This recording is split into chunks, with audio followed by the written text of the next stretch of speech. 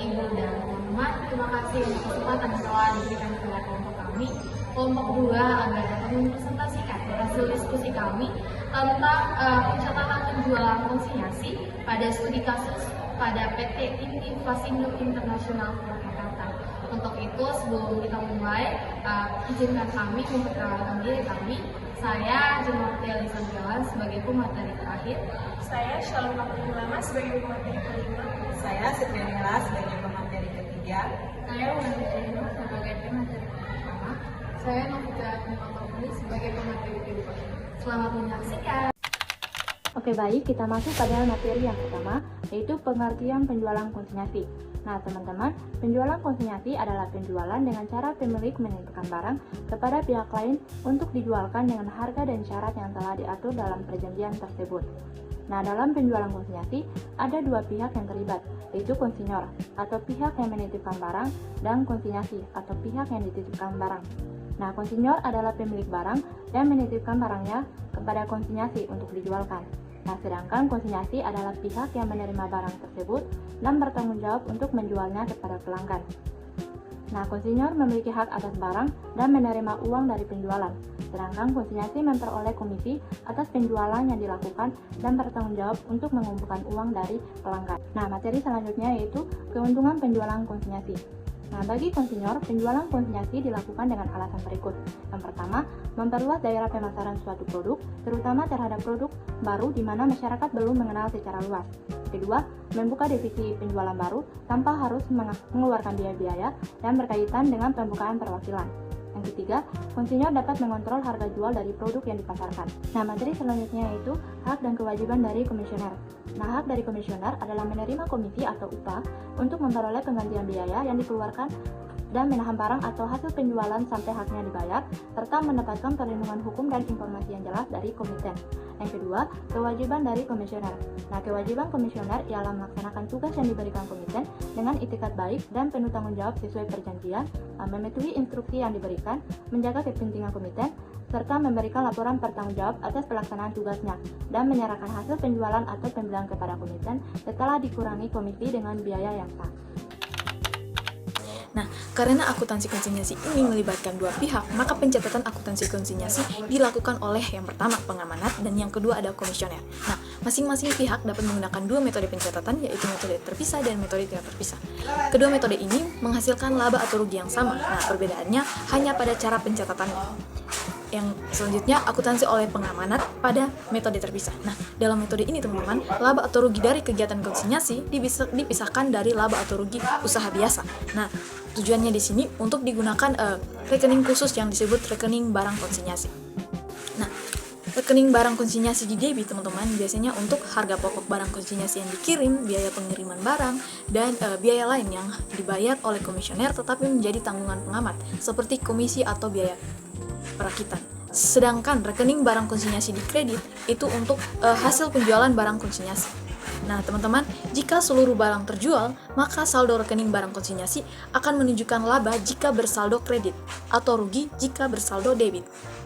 Nah, apabila masih ada barang yang belum terjual di akhir periode, barang tersebut tetap dicatat sebagai persediaan pengamat dan disajikan secara terpisah dalam neraca.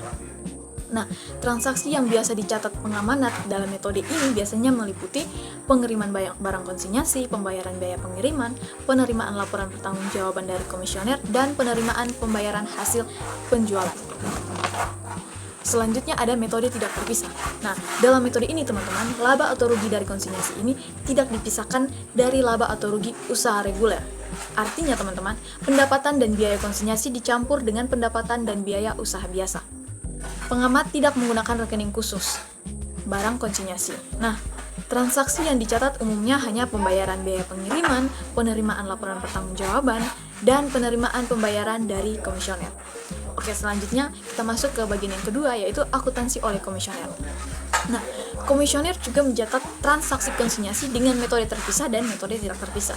Nah, yang pertama yaitu metode terpisah. Nah, dalam metode ini teman-teman, komisioner menggunakan rekening barang komisi. Rekening barang komisi ini didebit untuk biaya-biaya yang berhubungan dengan barang konsinyasi seperti biaya perakitan dan kewajiban kepada pengamanat. Rekening barang komisi dikredit dengan hasil penjualan barang komisi. Nah, Transaksi yang dicatat oleh komisioner teman-teman biasanya meliputi pembayaran biaya angkut dan perakitan, penjualan barang komisi pengiriman laporan, pertanggungjawaban kepada pengamanat, dan pengiriman pembayaran kepada pengaman. Yang kedua ada metode tidak terpisah.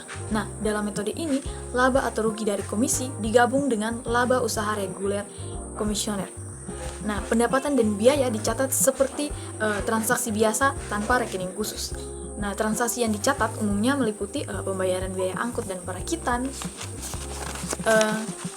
penjualan barang komisi, dan pengiriman pembayaran kepada pengaman. Nah, kesimpulannya teman-teman, akuntansi konsinyasi adalah pencatatan penjualan dengan sistem titip barang. Hak milik barang tetap berada dalam pengamat sampai barang terjual. Baik pengamanat maupun komisioner dapat menggunakan metode terpisah dan metode tidak terpisah. A. Sejarah perusahaan. PT Indovasindo Internasional didirikan pada tanggal 22 Juli 1993, merupakan perusahaan cabang dari PT Great River Internasional yang didirikan pada tanggal 23 Mei 1996 yang mempunyai arti sungai besar yang mengalir sepanjang masa. PT Great River adalah perusahaan PMDN atau penanaman modal dalam negeri. Pada awal didirikan, perusahaan ini dikenal dengan nama PT Great River Garment Industries yang berdiri pada tanggal 22 Juli 1976. Pada bulan Desember 1991 diubah menjadi Great River Industry, yang kemudian pada tanggal 23 Mei 1996 diubah kembali menjadi PT Great River International. Adapun produk-produk yang dihasilkan antara lain adalah yang pertama, memproduksi dan menjual pakaian pria, Savile Row, yang kedua memproduksi dan menjual dasi Tayes, yang ketiga memproduksi dan menjual pakaian pria Lee. Yang keempat, memasarkan jam tangan anak Flick-Flack, dan yang terakhir memproduksi dan menjual kosmetik Su Umeura. PT Great River International didirikan oleh Bapak Sukanta Tanuwijaya dengan Presiden Direktur Bapak Sujoto Tanuwijaya MBA. PT Great River International tidak hanya bergerak dalam bidang garment saja, tetapi menjual tekstil, sepatu, dan kosmetik. Seiring dengan perkembangan usahanya, PT Great River membuka cabang di berbagai kota di Indonesia, salah satunya di Yogyakarta. Prosedur pelaksanaan dan pengawasan sistem penjualan konsinyasi. Yang pertama ada sales order atau pesanan penjualan. Sales yang bertugas langsung datang ke pihak komisioner untuk melakukan negosiasi untuk menitipkan produknya. Apabila pihak komisioner setuju untuk dititipkan barang, kemudian akan dibuat surat kontrak perjanjian antara perusahaan dengan pihak komisioner. Setelah dibuat kontrak perjanjian, maka akan dibuat sales order. Yang kedua ada surat perintah kerja. Berdasarkan SO, kemudian dibuatkan SPK yang diberikan pada bagian umum. SPK oleh bagian umum dikirimkan ke bagian produksi. Bagian produksi langsung mengirim produk ke bagian gudang untuk mengeluarkan barang yang selanjutnya akan dikirim ke komisioner. Surat perintah kerja terdiri atas 3 lembar yang didistribusikan sebagai berikut. Yang pertama, lembar pertama warna putih atau asli diberikan kepada bagian pemasaran. Lembar kedua warna biru diberikan kepada bagian gudang. Lembar ketiga warna hijau diberikan kepada bagian umum. Yang ketiga ada surat jalan. Pihak gudang akan membuat surat jalan sebagai bukti bahwa barang yang akan dititipkan telah diterima oleh komisioner. Surat jalan juga sebagai surat pengantar atas barang yang akan dititipkan. Kemudian sebagai bukti bahwa komisioner sudah benar-benar menerima barang yang dititipkan oleh perusahaan, maka surat jalan harus ditandatangani oleh pihak komisioner yang kemudian akan dibawa kembali ke perusahaan. Nah, surat jalan terdiri dari 5 lembar, yaitu lembar pertama atau asli warna putih untuk menagih atau perusahaan setelah barang diterima oleh komisioner dan surat jalan telah ditandatangani, maka surat jalan ini digunakan untuk menagih ke komisioner. Lembar kedua warna hijau diberikan kepada komisioner, digunakan oleh komisioner untuk mengecek produk-produk yang dititipkan. Lembar ketiga warna merah diberikan kepada bagian gudang. Lembar keempat warna kuning diberikan kepada bagian pemasaran, dan lembar kelima warna merah muda diberikan kepada bagian umum. Atau lembar ini disimpan sebagai lampiran di file bagian umum. Yang keempat, master faktur. Setelah bagian umum menerima kembali surat jalan yang telah ditandatangani oleh pihak komisioner, maka bagian umum membuat master faktur. Nah, faktur yang dibuat tidak dimaksudkan untuk menagih ke pihak komisioner, tapi hanya sebagai bukti bahwa telah diterimanya barang konsinyasi dalam jumlah dan jenis tertentu. Yang kelima, pemesanan kembali. Barang konsinyasi apabila pihak komisioner tetap ingin memasarkan produk yang dihasilkan oleh perusahaan, maka pihak komisioner dapat langsung memesan barang ke perusahaan dan prosedur pelaksanaannya akan kembali ke prosedur awal, yaitu dengan mengeluarkan SO kembali. Keenam, retur barang.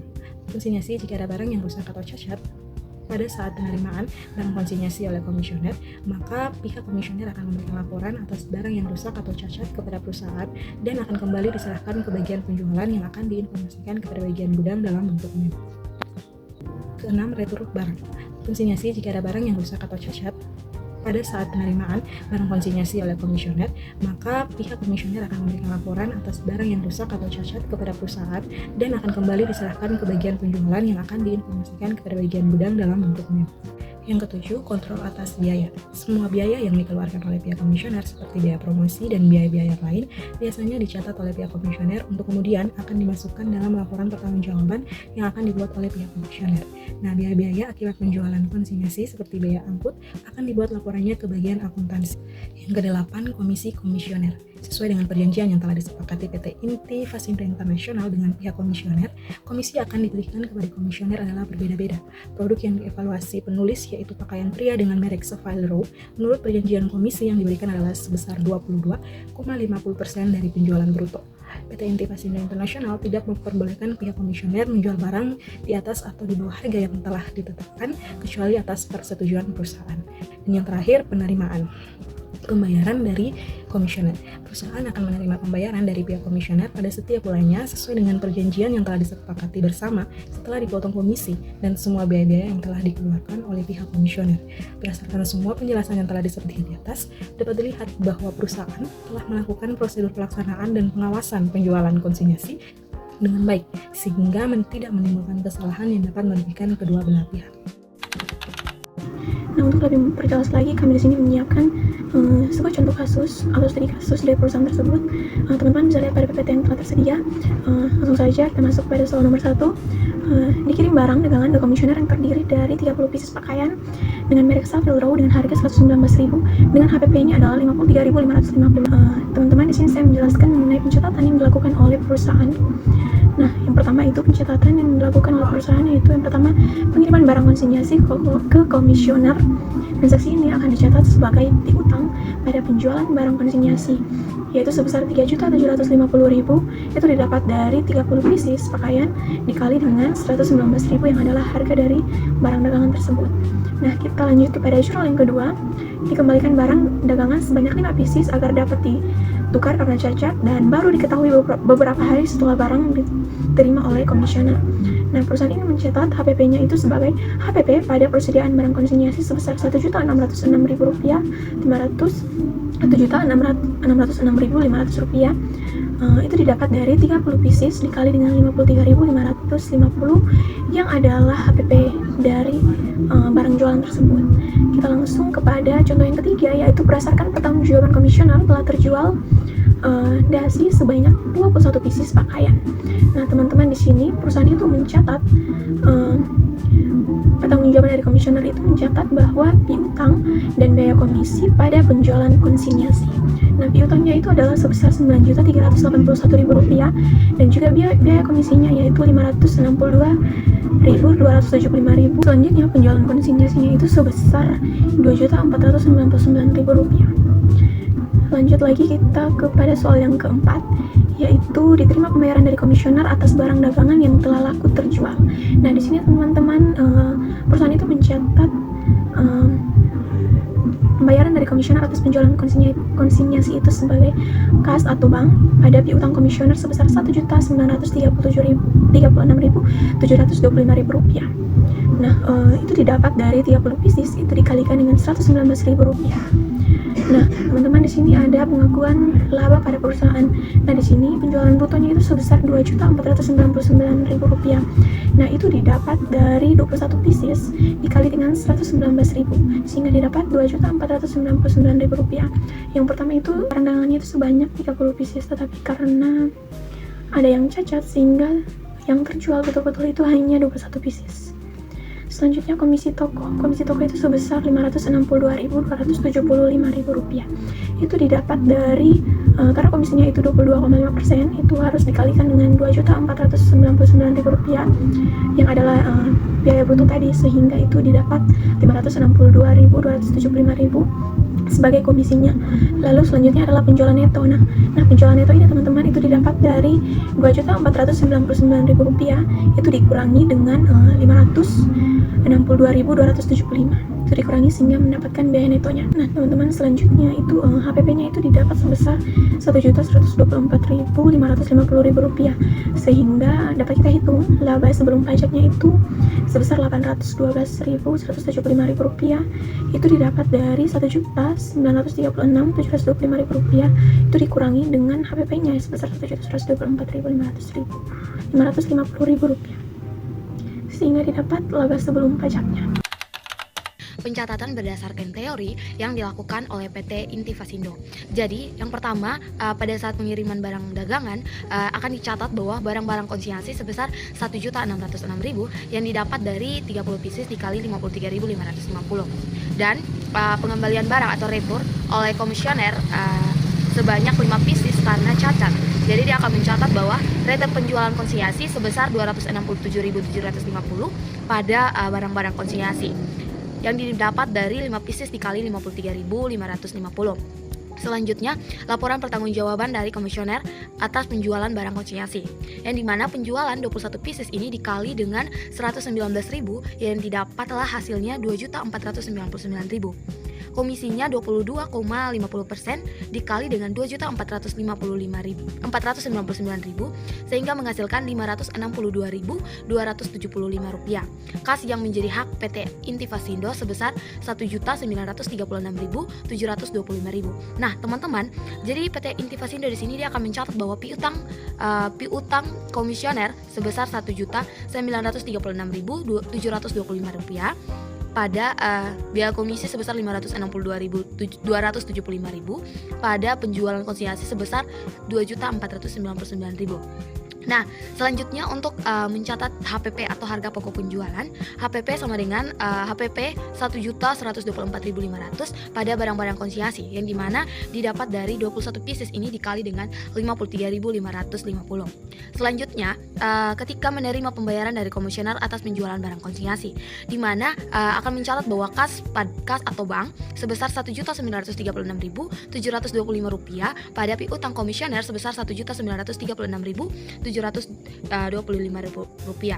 Selanjutnya, pencatatan dan pemeriksaan barang-barang konsinyasi yang belum laku terjual yang masih di pihak komisioner. Nah, barang-barang konsinyasi yang ditangguhkan itu sebesar Rp214.200 pada barang-barang konsinyasi sebesar Rp214.200 yang didapat dari 4 pieces dikali Rp53.550. Nah, pengakuan laba menurut kajian teori teman-teman yaitu penjualan bruto sebesar Rp2.499.000 dengan komisi toko 22,50% sebesar Rp562.275 dan penjualan neto terakhir sebesar Rp1.936.725.